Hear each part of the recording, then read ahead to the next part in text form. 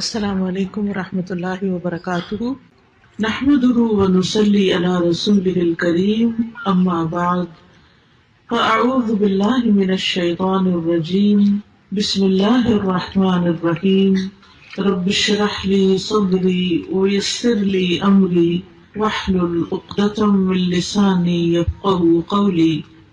اللہ سبحانہ وتعالیٰ کا بہت زیادہ احسان اور شکر ہے ہم پر، جس نے ہمیں مسلمان بنایا اور ہمیں اس بات کی سمجھ دی کہ ہم اللہ کے بندے ہیں، انسانوں کے بندے نہیں۔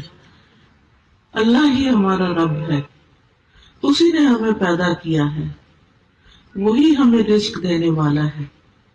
مرنے کے بعد ہم نے اسی کے حضور حاضر ہونا ہے، اور جب ہم اس سے ملاقات کریں گے تو وہ ہم سے یہ پوچھے گا کہ ہم نے کیا کیا، دنیا میں کیا کر کے آئے ہیں۔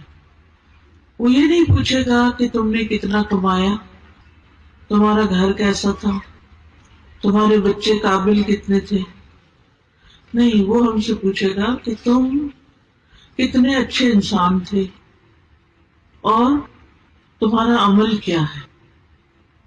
تو ہم سب کو بھی فکر اسی بات کی ہونی چاہیے کہ ہم اپنے اعمال کو درست کریں، اپنے کاموں کو اللہ کی مرضی کے مطابق کریں، اور جو بھی نیک عمل کریں اسی کی رضا کے لیے اور اسی کی خوشی کے لیے کریں۔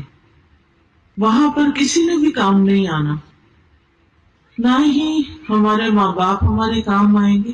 دنیا میں تو یہ ہوتا نا، کوئی دکھ تکلیف ہو تو ماں باپ آ جاتے ہیں، لیکن وہاں ایسا نہیں ہوگا۔ اسی طرح نہ ہی وہاں ہمارے بچوں نے کام آنا ہے، نہ بہن بھائیوں نے کام آنا ہے، نہ جو دین کے بزرگ ہیں انہوں نے کام آنا ہے۔ وہ ہر کوئی جو نیک ہے نا، وہ اپنے لیے نیک ہے، وہ اپنی نیکی کر کے کسی اور کو نہیں دے رہا۔ اب آپ قیامت کے دن یہ نہیں کریں گے کہ اللہ جو نمازیں میں نے پڑھی ہیں نا، وہ آپ میرے بچے کو دے دیں کہ یہ نمازی نہیں تھا اور اس کو جہنم میں نہ ڈالے، مجھے ڈال دیں۔ کریں گے کوئی ایسا؟ کوئی بھی ایسا نہیں کرے گا۔ تو کون سا بزرگان دین میں سے ایسا ہوگا کہ جو کہے کہ میری نیکیاں ان لوگوں کو دے دیں اور ان کے گناہ میں لے لیتا ہوں؟ کوئی سودا کرے گا ایسا؟ کوئی بھی نہیں کرے گا۔ اس لیے ہم سب کو اپنے اعمال کی فکر کرنی چاہیے۔ آج میں چند اعمال کا ذکر کروں گی جو دیکھنے میں تو بہت چھوٹے ہیں، آسان ہیں، لیکن ان کا اجر بہت بڑا ہے، اجر بڑا ہے۔ تو اس لیے ان اعمال کی آپ نے پابندی کرنی ہے۔ سب سے پہلی چیز، پاک صاف ہونے کے لیے وضو کرنا، نماز کے لیے وضو۔ ویسے اگر ہو سکے تو دن میں جتنا بھی وضو رکھ سکے۔ جب کوئی بندہ وضو کرتا ہے تو نہ صرف یہ کہ اس کے ہاتھ پاؤں دھل جاتے ہیں، منہ دھل جاتا ہے، وہ صاف ہو جاتا ہے، بلکہ اس کے گناہ بھی دھلتے ہیں۔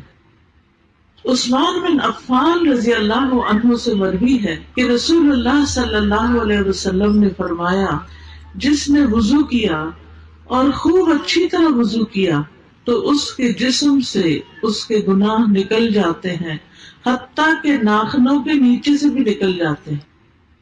تو آپ دیکھیے کتنا بڑا اجر اور ثواب ہے اور کتنا بڑا فائدہ ہے۔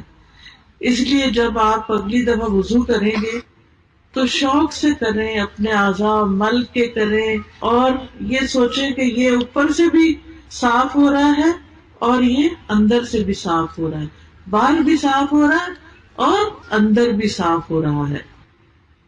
یہ تو ہے دنیا کا فائدہ۔ قیامت کے دن کیا ہوگا؟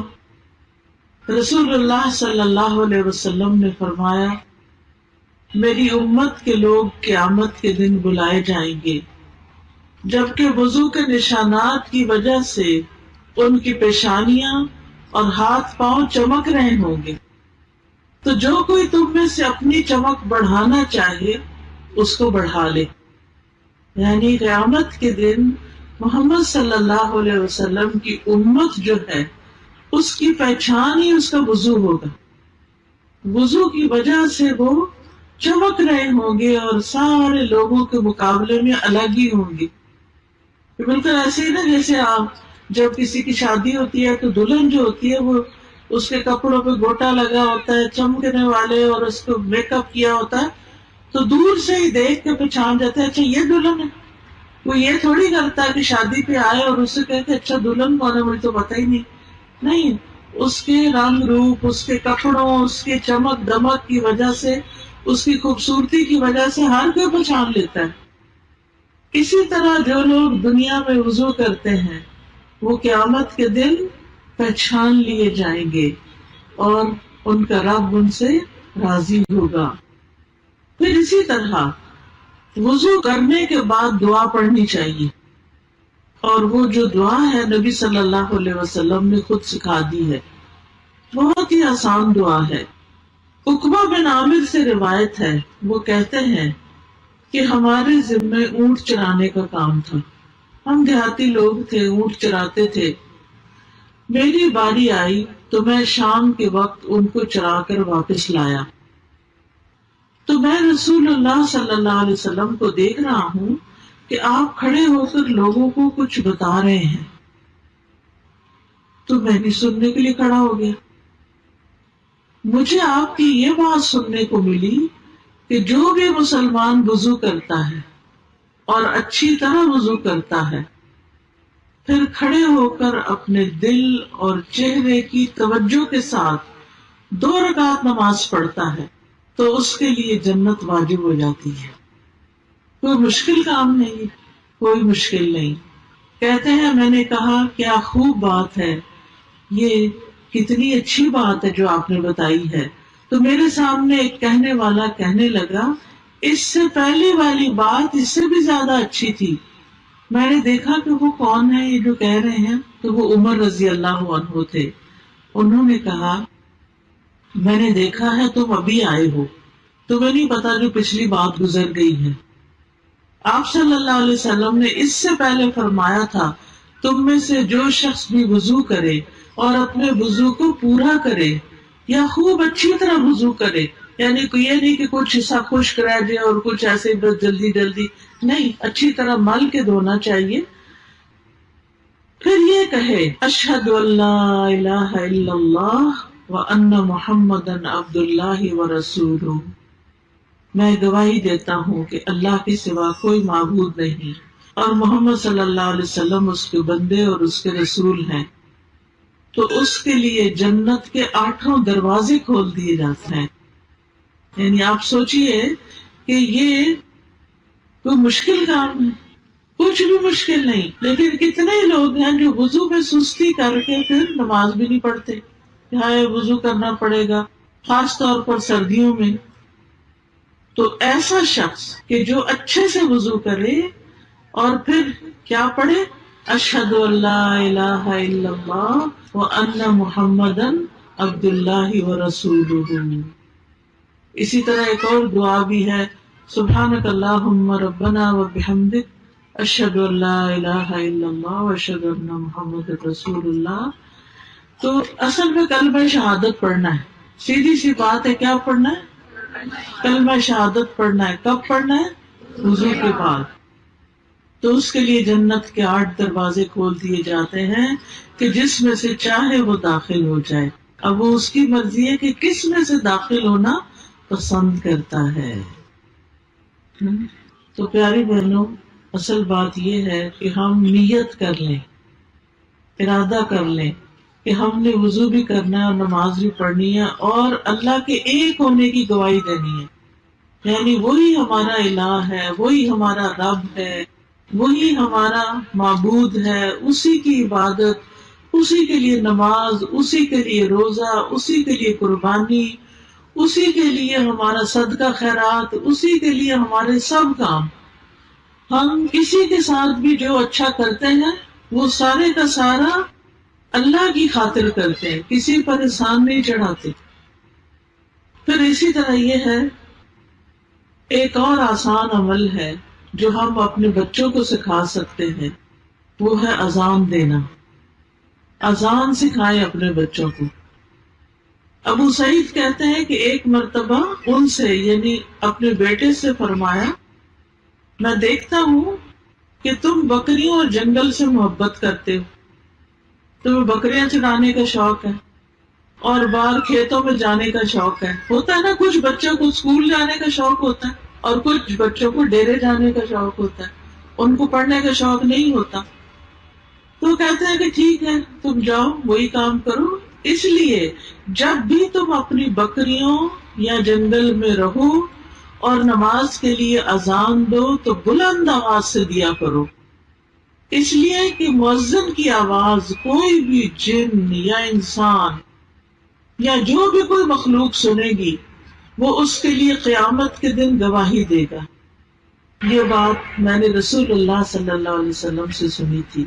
یعنی وہ صحابی اپنے بچے کو بتاتے ہیں کہ تمہیں بکریاں چرانے کا شوق ہے تو جنگل میں تم اکیلے ہوتے ہو، کوئی مسجد تو نہیں ہوتی نا. یعنی جو لوگ اپنے اپنے کھیتوں میں کام کرتے ہیں اور اپنے آس پاس جاتے ہیں، دور چلے جاتے ہیں، تو پھر وہاں کوئی اذان وغیرہ تو نہیں سنائی دیتی، مسجد بھی قریب نہیں ہوتی. تو اگر اذان آتی ہو اور انسان بلند آواز سے اذان دے تو وہ اذان جو ہے وہ اس کے لیے کیا بن جائے گی؟ قیامت کے دن گواہیاں ہوگی اس بندے کی. ہر مخلوق کہے گی اس نے ہمیں اللہ کا نام سنایا تھا. تو اس لیے عورتیں تو نہیں اذان دیتی، نہ ہم نے خود دینی ہے، لیکن ہم اپنے بچوں کو سکھا سکتے ہیں. اگر آپ اسکول ٹیچر ہیں تو اسکول میں بچوں کے درمیان اذان کا مقابلہ کروائیں. آپ دیکھیں اسکولوں میں مختلف طرح کے فنکشن ہوتے رہتے ہیں، اس میں نظموں کے مقابلے، اور اب تو افسوس کے ساتھ کہنا پڑتا ہے کہ گانوں کے مقابلے اور پتہ نہیں کس کس چیز کے کرتے رہتے ہیں. لیکن اللہ کا نام بلند کرنا، اذان کیا ہے؟ اللہ اکبر، اللہ سب سے بڑا ہے، اللہ اکبر، اللہ سب سے بڑا ہے. تو یہ اتنا بڑا اللہ کا نام بلند کرنا جو ہے یہ کوئی معمولی بات نہیں ہے. لیکن آپ دیکھیں کہ اب بچوں کو اذان بھی پوری نہیں آتی ہوتی، اور آیت الکرسی بھی نہیں آتی، اور دعائے قنوت بھی نہیں آتی. تو ہم کس طرح کے مسلمان گھرانے ہیں کہ ہمارے بچوں کو دین کی بنیادی چیز بھی نہ آئے؟ اگر ان کو نہیں آئے گی تو یہ اپنے آگے بچوں کو کیسے سکھائیں گے؟ تو اس لیے جو ٹیچرز یہاں بیٹھی ہیں، جو آگے اسکولوں میں پڑھاتی ہیں، ان کو چاہیے کہ اپنی اپنی کلاس کے بچوں کو سکھائیں اور ان کا مقابلہ کرائیں اور اس پر انعام دیں، اور اس پر ان کو بھی اجر ملے گا کیونکہ آپ نے ان کو سکھایا.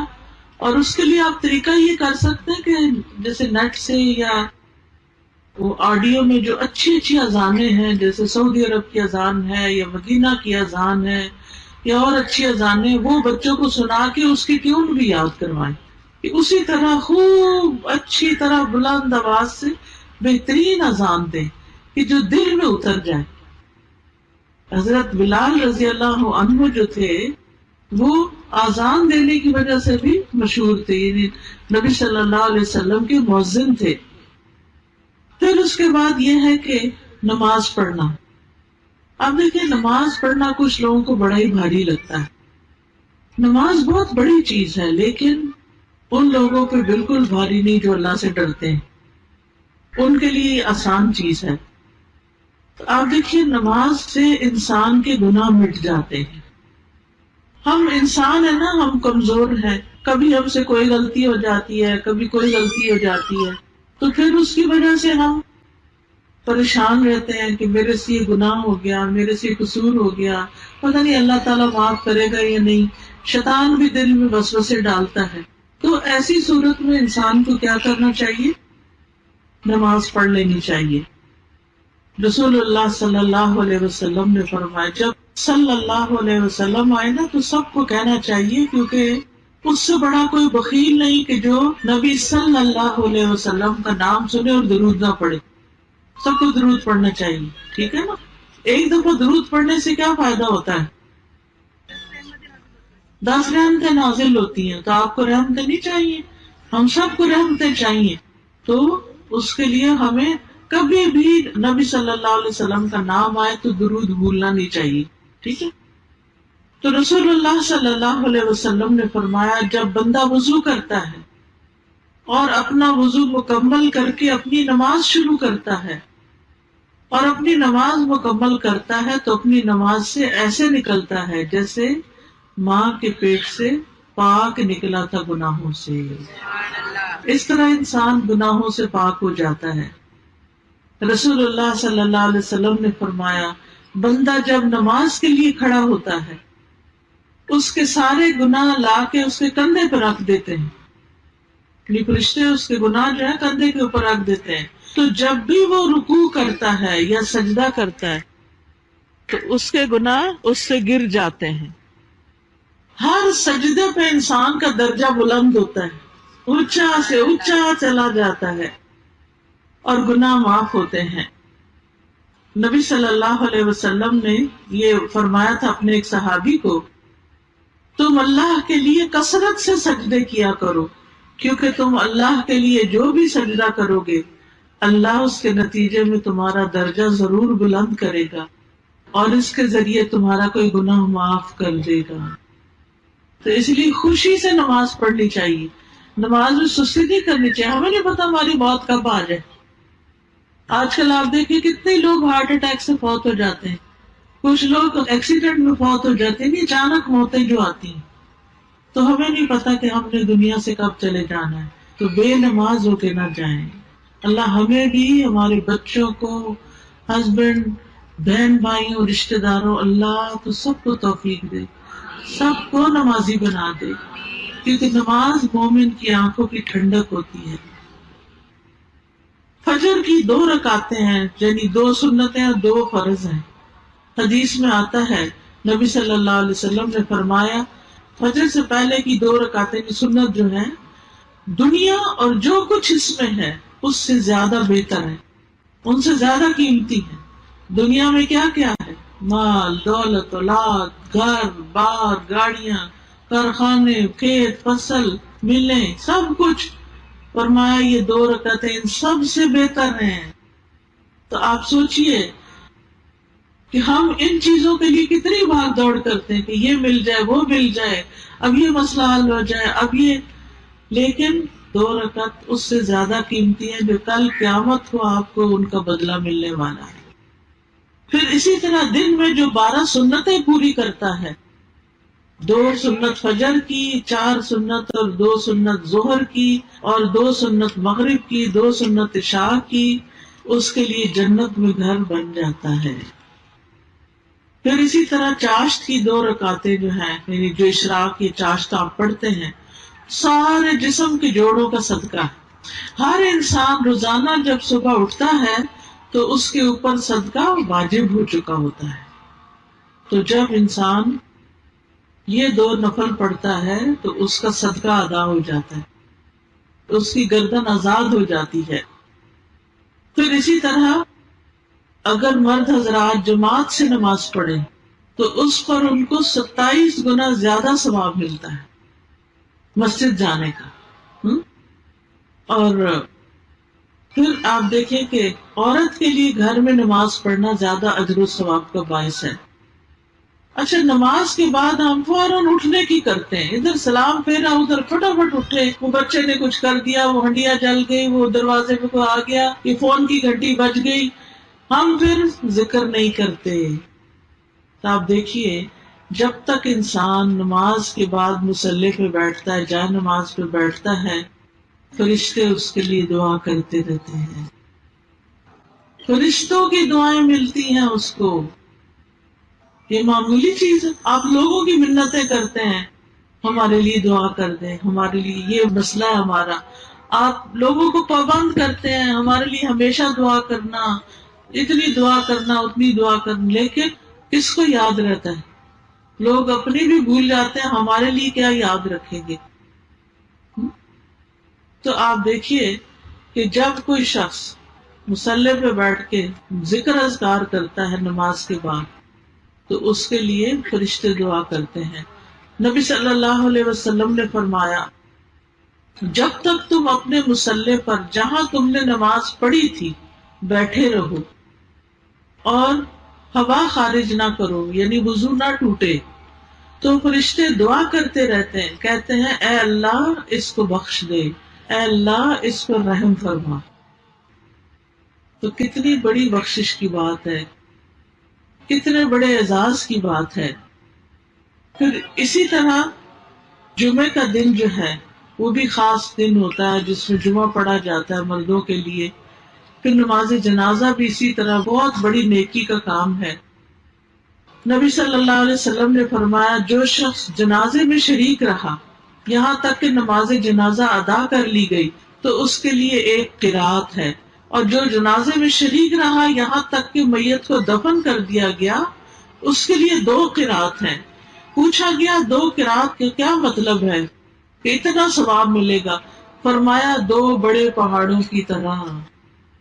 جو کسی کے جنازے میں جاتا ہے اور پھر یعنی دفن تک شریک رہتا ہے تو اتنا بڑا اجر اس کو ملتا ہے۔ آپ سوچئے کہ ہمارے لیے کتنے بڑے موقع ہیں نیکیاں کمانے کے، لیکن ہم ان سے محروم رہ جاتے ہیں۔ تو اگر آپ اپنے بچوں کو کہیں گے کہ جاؤ تم بچے تم بھی جا کے جنازہ پڑھو، تو وہ دیکھیں ایک تو دل نرم ہوتا ہے، دوسرا میت کے لیے دعا